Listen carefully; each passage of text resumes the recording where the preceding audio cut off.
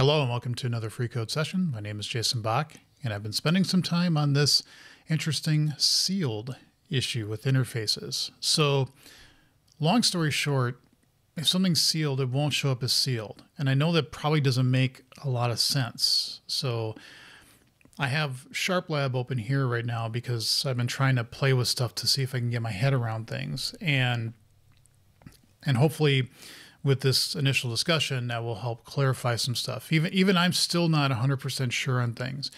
What I did do is, if I go back to the method discovery, what I've done is added in a filter for this isMethodToExamine, where I say it's got to be either abstract or virtual, assuming I've filtered out the static non-virtual things. And I ran my tests. All of them. I did the CodeGen tests. Everything passes. Everything's good now. And this also filtered out the sealed member.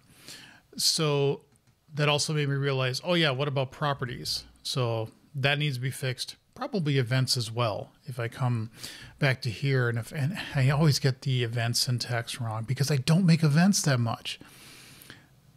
It's event handler, non-sealed event. If we do that, that should be fine, and it is.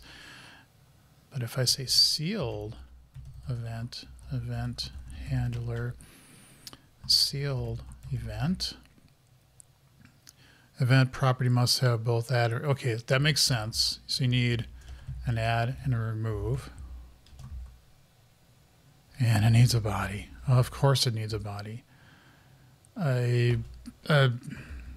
I think you can just,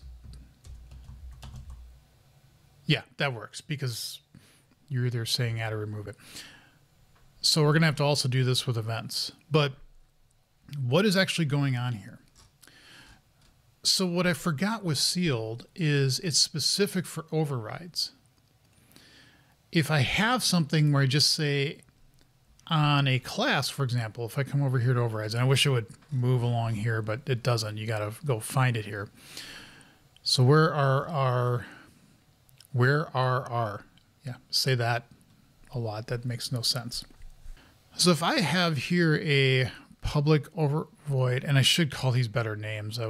Foo's never a good one, especially when your example starts to get larger. But you can notice here that on overrides foo, it's not virtual, it's not abstract, it's not final either, but you can't override this. A non-virtual method can't be overridden. And if I have, so like these two are exactly the same. There's nothing you can do here. And then you can't do sealed void bar here from abstracts, which I've already renamed, because you can't seal something if it's not an override. So, okay, fine. So I went to virtual bar, that's a virtual, and then static, it will have static. Up in abstract here, I don't have an abstract method, but it would be abstract in the IL. Okay, so all that's good. I thought I had something here. Yeah, so let me put this back in. I'll change this real quick. I'll say abstract void, and of course that's all a mess. Abstract foo. We'll take off that comment, and then we gotta get rid of the body. So, excuse me. So here we see that now, if we scroll down, we should have an abstract overrides, an abstract foo, and it's also virtual. Now, if I tried to, let's change this one to be abstract overrides, and it's going to yell at me because I don't have the implementation of this. There we go. So that works. And if I come down here, you'll see that the override for the overriding, my abstract foo here is still virtual. Okay, I've overridden because I got to say override, but it's still virtual. So another one could do another override. But if I say override sealed, now if we come all the way down here, we should see that it's a final. That means that even though it's virtual, final, and I forgot, I wrote a book on IL, I should remember this, but it basically means You can't try to override this again. So, okay, that makes sense. Now on an interface though, if you say void foo, okay, that's the normal way of declaring something on an interface. That's the way we've always done it since 1.0 days. And that's something that you can then implement. But with default interface members, where you can have something like void non-virtual bar, it is still virtual, even though the name is deceiving, but it's still virtual because it is a method that has a body, and on interfaces by default, those are virtual. So how do I declare something that's not virtual? This declaration, if I did something like that on like abstract overrides here, you'll see that foo is not virtual. So how do I do that? How do I declare on an interface something that's not virtual? You use sealed. So you see sealed here on bar. That one doesn't have final, but it's not virtual. It's not abstract either. So it's a little confusing to me in some ways. It started to make sense when I realized, okay, again, what is sealed actually doing? How would you declare a non-virtual member now on an interface? Interfaces have gotten confusing. I think since .NET 8, with all the changes that they've been making interfaces with default interface members and now with static abstract members and interfaces, and really interfaces have gotten a lot more flexible and have a lot more capabilities. But I also think it can get to be somewhat confusing. So what I really needed to do, coming back to my code here, is, like I said, I needed to put in this little fix here to say, aha, not that one, this one, to not allow non-virtuals to come in. And again, that seems to have fixed it for methods. So let's come back here, and we now have the property one. And in fact, I know when I add the events, that's not going to work either. So let's take that out. This is basically snapshot testing. That's something that's becoming a thing and has been with the Roslyn test assistants, is that you can basically say, here's the snapshot of what I expect. Does it match or not? And it works well. So in any event, what I want to do is add in these events. And it really doesn't matter that it's public or not. That's a little noise that I want to focus on. Why did it do it twice? Why did it copy? Why did it paste it twice? That happens sometimes, and I don't understand why. And then it adds an extra space there. I don't know why. I don't know things. I need to know things. Okay, so we have that. And so right now what I would expect is that when I run this and eventually get the code, that we will see both the sealed data and the sealed event showed up, and that's eventually what we want to try to get rid of. So let me get the current code in, the generated code, and also in the state that we expect it to be in, and then I'll come back and we can fix those and hopefully wrap this up. Okay, I'm not done yet, but I had to interject here. I forgot again. I was like, why is this not generating anything? Do I have a bug? Well, then I forget that event handler is from system. And when I put that in, at least it's now generating code again. I was like, oh my God, do I have some issue with events and sealed that I don't know about? And that's going to lead down this path of despair that I sometimes get into with rocks. I'm like, this is a simple fix and it ends up not being simple. Why is this not working? But anyway, so moving on, I'll come back in a moment. Okay, so what we have is, I think, the code generating incorrectly. What I did notice here, though, is that we are saying sealed event. And it doesn't come up as an error. The error is actually still with these shims for IsSealed. It should not be doing this because this whole property shouldn't be there in the first place. So hopefully we can fix that rather quickly.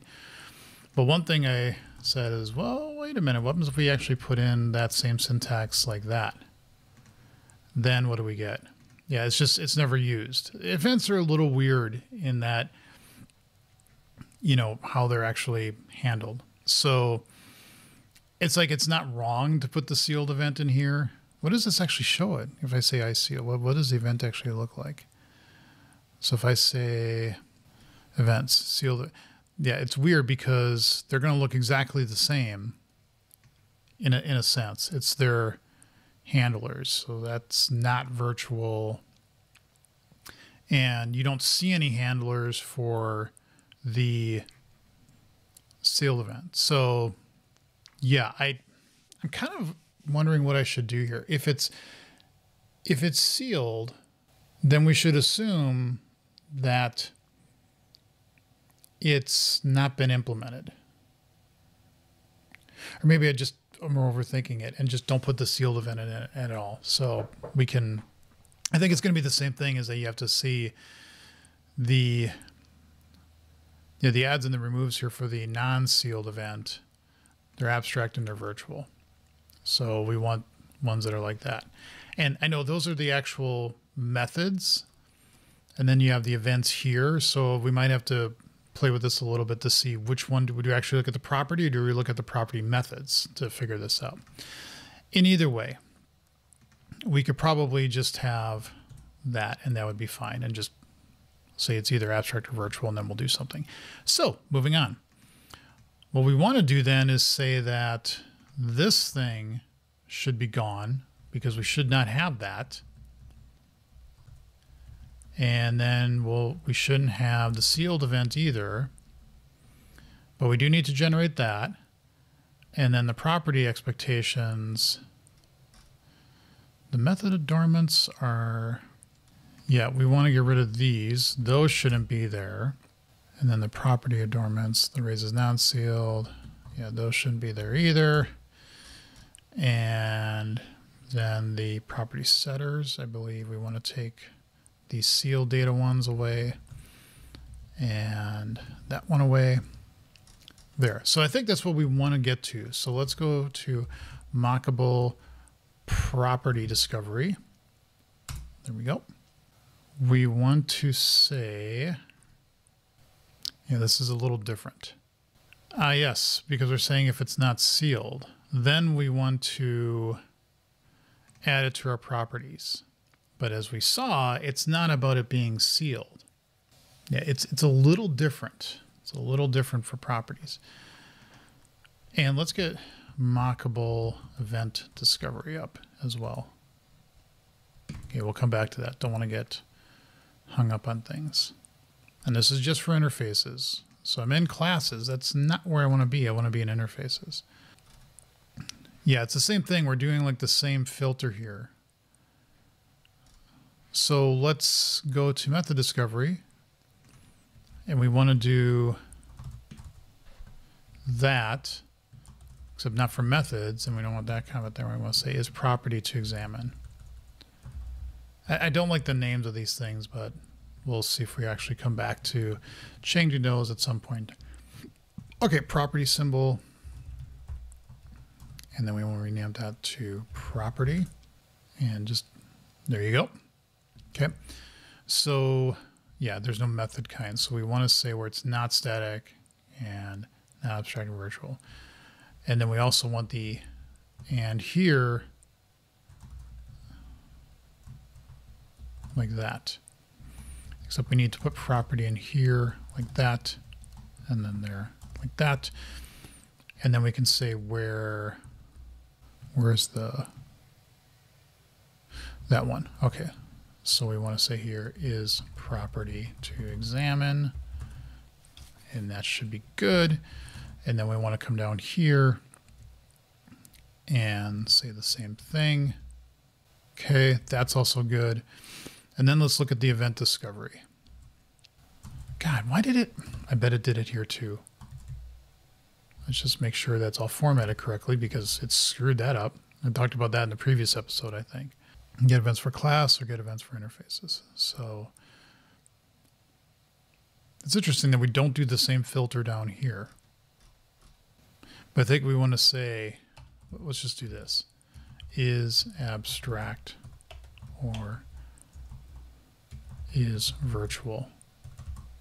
And there. I don't know why we don't do the same thing here with saying it's not static. We'll see. Okay, so let's come back to this test and let's see what happens. Okay, it passes. So it did exactly what we wanted it to. I am curious though, why are we filtering out that it's not static here, but on the all interfaces we don't? I kind of think that's not as complete. Like all these are doing that. So let's do the same thing. So let's have for events for interfaces. Let's put that in here and let's say is event to examine. And then we'll have I event symbol. And we'll say that's an event, which we got to do that because, hey, event. Thank you. Okay, fine. You want to insist in being the main character. Okay. So we want to say it's not static and we don't need any of that stuff. And that then and can be referenced by name. So it's not static and it's either abstract or virtual and it can be referenced by name.